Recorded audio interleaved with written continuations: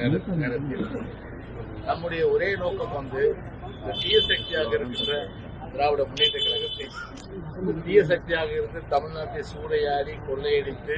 அதன் மூலம் கோடி கோடியாக சேர்த்து ஒரு குடும்பம் மட்டும் இன்றைக்கு தமிழ்நாட்டில் இன்றைக்கு வாழ்ந்து கொண்டிருக்கின்ற அந்த நிலையெல்லாம் நாம் வந்து மக்களுக்கு எடுத்து சொல்லி அந்த சூழ்நிலை பற்றி சொல்ல வேண்டும். தமிழ்நாட்டு மக்கள் குறிப்பாக விலைவாசி உயர்வு, சட்ட ஒழுங்கு சீர்குலைவு, அதே போன்று போதை மருந்து கலாச்சாரங்கள், அதே போன்று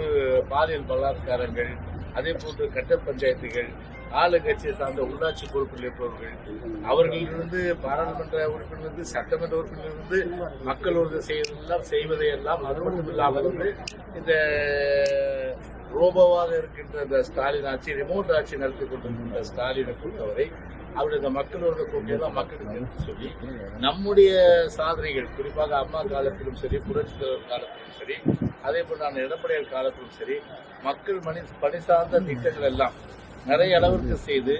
பல திட்டங்கள் எல்லாம் நான் அது ஒன்று சொன்ன நிறைய சொன்ன உதாரணத்துக்கு வந்து லேப்டாப் ஸ்கீம், அதே போல் வந்து தாலிக்கு தங்கம், அதே போன்று வந்து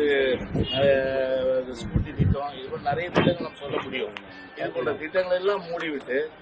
இன்றைக்கு வந்து பார்த்தீங்கன்னா இன்னைக்கு மக்கள் விரோத செயலில் இன்றைக்கு ஈடுபட்டிருக்கின்ற அந்த செயலெல்லாம் வந்து மக்களிடத்தில் நம்ம எடுத்து சொல்லியாக வேண்டும். எனவே அந்த களப்பணியை நீங்கள் ஆற்ற வேண்டும் என்று சொல்லி ஒரு